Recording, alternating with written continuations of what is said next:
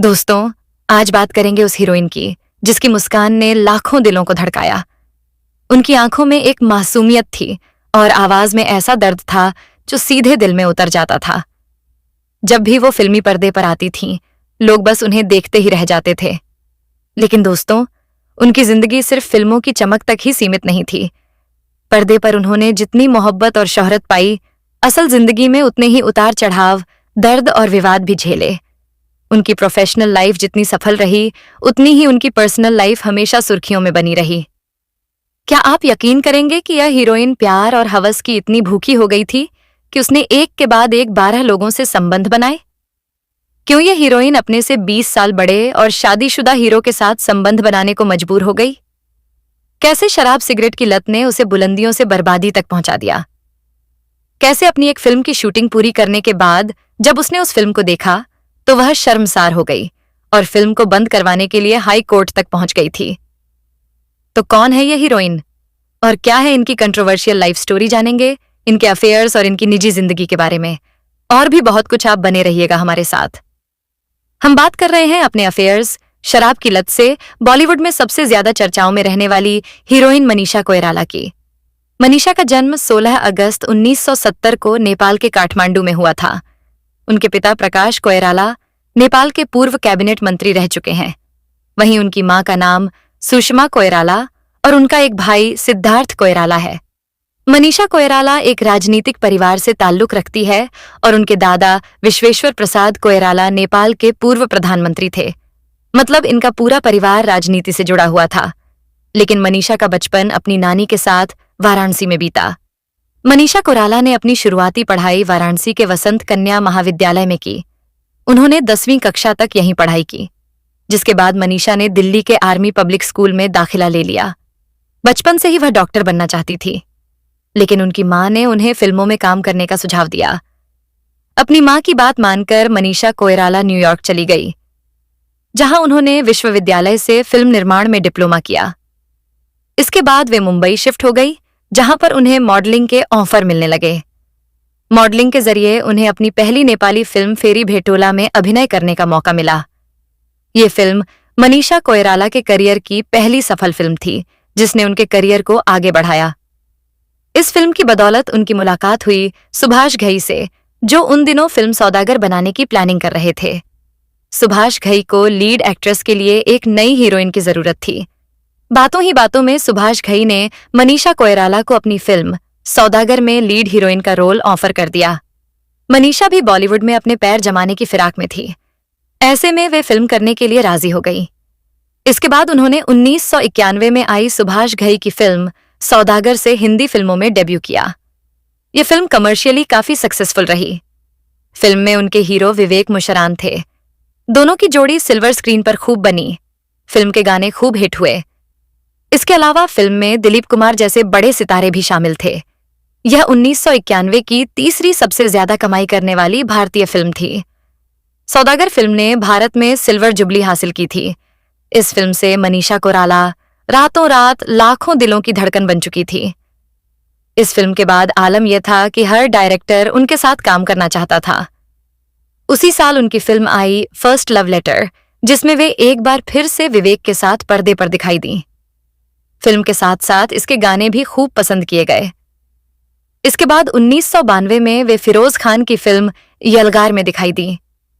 हालांकि यह फिल्म भारत में फ्लॉप साबित हुई, लेकिन विदेशों में इस फिल्म ने खूब कमाई की थी।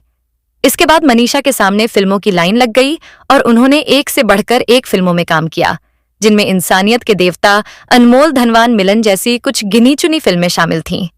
हालांकि यह फिल्में रिलीज होते ही ठंडे बस्ते में जा गिरी और फ्लॉप साबित हो गईं।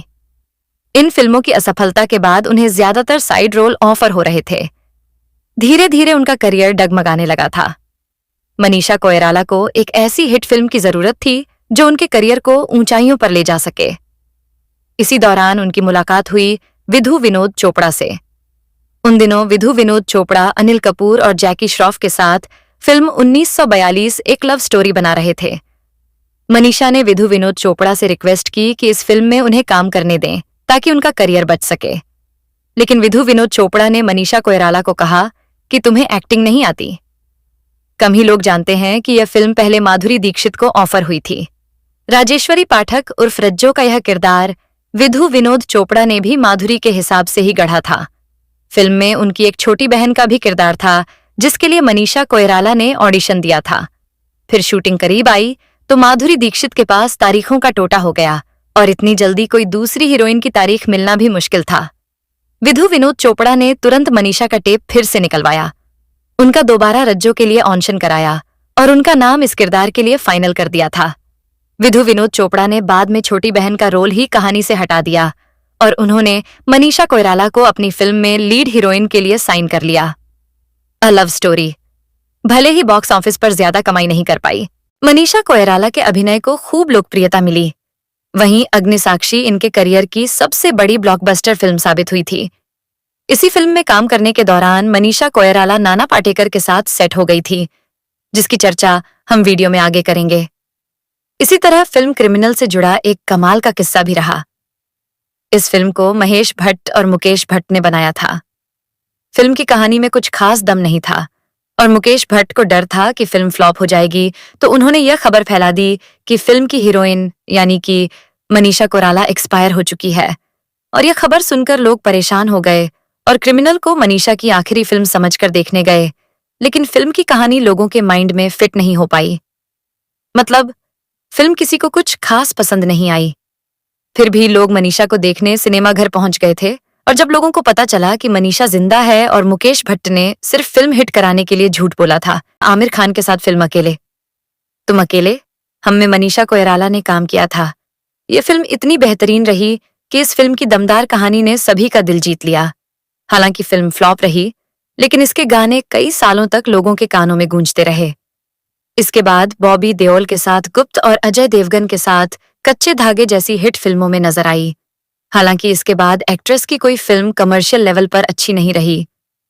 इन फिल्मों के अलावा मनीषा कोइराला ने डायरेक्शन में भी हाथ आजमाया और सुष्मिता सेन के साथ मिलकर फिल्म पैसा वसूल का निर्माण किया, लेकिन यह फिल्म पैसा वसूल करते करते बीच रास्ते में दम तोड़ गई और फ्लॉप हो गई। पैसा वसूल ना होने की वजह से यह फिल्म डिब्बा बंद हो गई और इसके बाद मनीषा कोइराला ने ठान लिया कि मर जाऊंगी पर कभी पिक्चर नहीं बनाऊंगी। इसके बाद उन्होंने छोटे पर्दे का रुख किया और टीवी शो सवाल 10 करोड़ का भी होस्ट किया और फेमिना मिस इंडिया में वह जज के तौर पर भी नजर आई, लेकिन जल्द ही लोगों ने उन्हें जज की कुर्सी से भी उतार दिया। गजब बेइज्जती है यार। मनीषा कोइराला ने सलमान खान, शाहरुख खान, आमिर खान, ऋषि कपूर, सनी देओल, बॉबी देओल, अनिल कपूर, जैकी श्रॉफ, मिथुन चक्रवर्ती, अजय देवगन, गोविंदा और नागार्जुन जैसे कई स्टार्स के साथ फिल्में की। अब बात करते हैं इनके अफेयर्स के बारे में। अपनी पहली हिंदी फिल्म सौदागर में काम करने के दौरान उनका दिल उस दौर के उभरते हुए हीरो विवेक मुशरान के लिए धड़कने लगा था।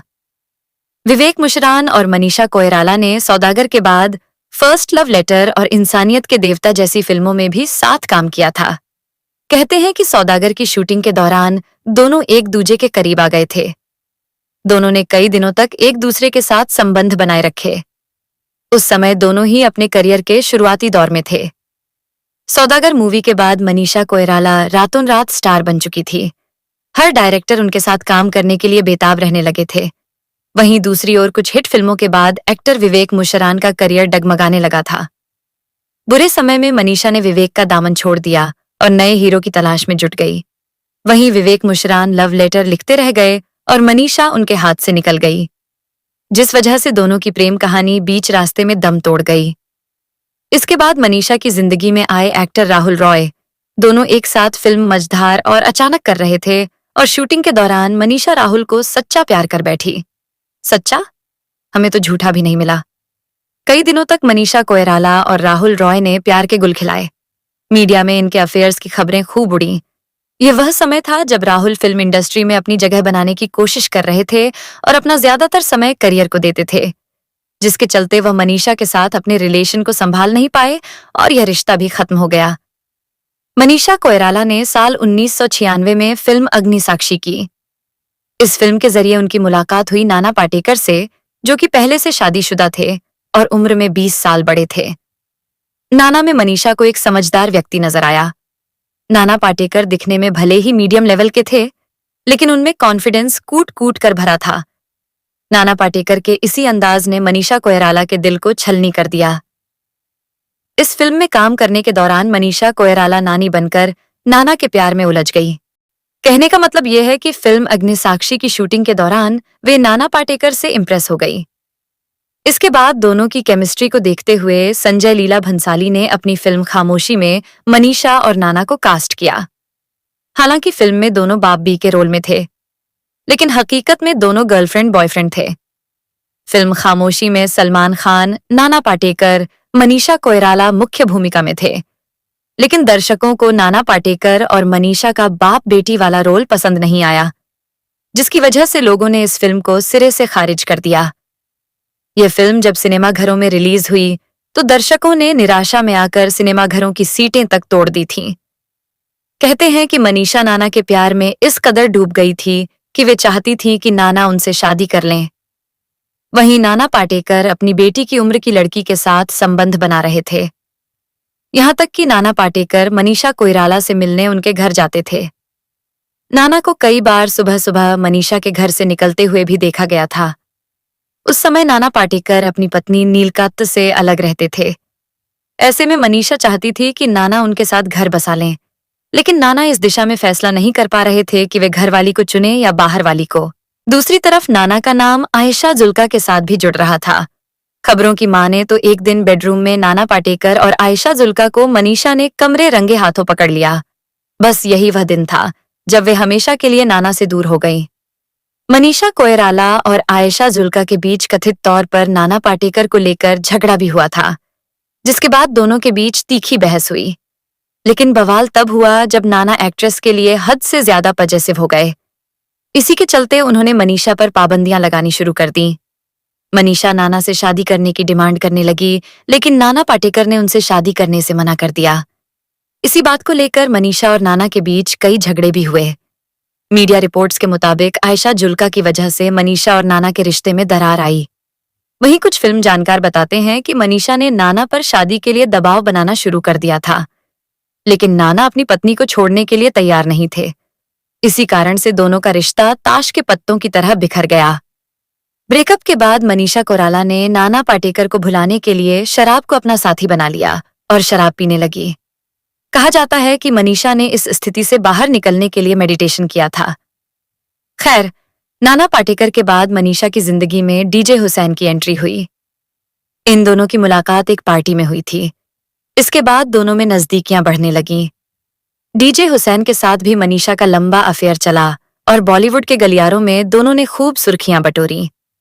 डीजे ने मनीषा को शादी के लिए भी प्रपोज भी किया था, लेकिन मनीषा कोइराला ने उनसे शादी करने से इनकार कर दिया, जिससे दोनों का रिश्ता आगे नहीं बढ़ पाया और दोनों अलग हो गए। डीजे हुसैन से अलग होने के बाद मनीषा की लाइफ में लंदन बेस्ड नाइजेरियाई बिजनेसमैन सैसल एंथनी आए। सैसल एंथनी के साथ मनीषा का नाम तब चर्चा में आया जब उनकी कई पर्सनल तस्वीरें सोशल मीडिया पर वायरल हुई थीं, जिससे लोगों को भरोसा हो गया कि मनीषा को नए नए लोगों की लत लग चुकी है। लेकिन यह रिश्ता भी कसौटी पर खरा नहीं उतरा और दोनों की राहें अलग हो गईं।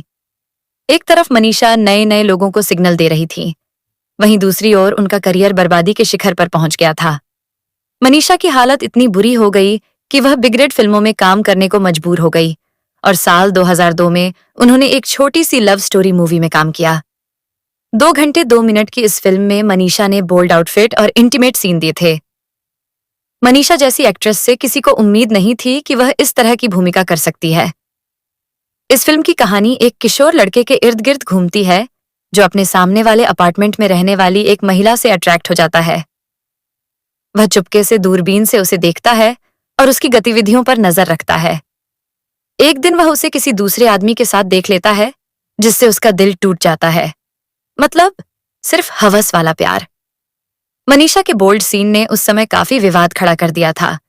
फिल्म के कुछ सीन इतने बोल्ड माने गए कि वे परिवार के साथ देखने लायक नहीं थे। ये फिल्म जैसे ही बॉक्स ऑफिस पर रिलीज हुई थी तो लोग सदमे में आ गए थे।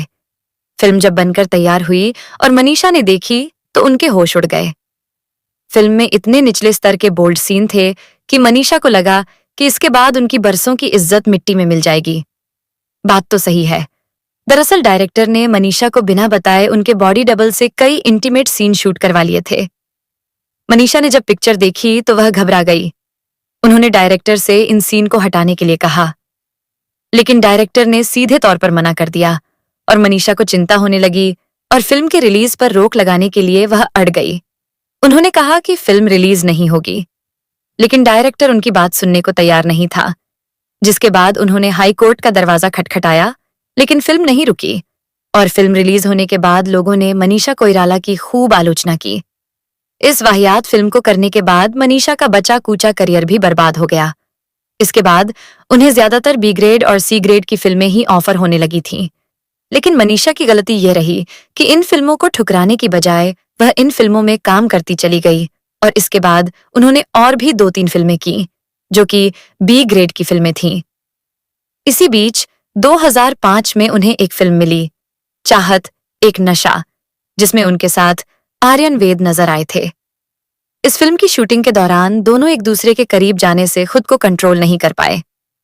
आर्यन वेद और मनीषा कोइराला ने कई दिनों तक एक दूसरे के मजे लिए और फिर दोनों अलग हो गए। बताया जाता है कि प्रशांत चौधरी के साथ भी मनीषा का रिश्ता बहुत गंभीर था। दोनों सीरियस रिलेशनशिप में थे। मनीषा कोइराला ने प्रशांत चौधरी को डेट किया। दोनों शादी के बारे में भी सोचने लगे थे, लेकिन परिवार के दबाव के कारण प्रशांत ने शादी करने से मना कर दिया, जिससे उनका रिश्ता टूट गया। मनीषा के चाहने वालों की लिस्ट में ऑस्ट्रेलियाई राजदूत क्रिस्पिन कोरॉय का भी नाम शामिल रहा है। मनीषा ने इनके साथ भी खूब प्यार के गुल खिलाए। हालांकि मनीषा का रिलेशन इनके साथ कुछ ही समय के लिए रहा। क्रिस्पिन कोरॉय ने मनीषा कोइराला का भरपूर फायदा उठाया और फिर उसे छोड़ दिया, जिससे जल्द ही इनके रिश्ते का अंत हो गया।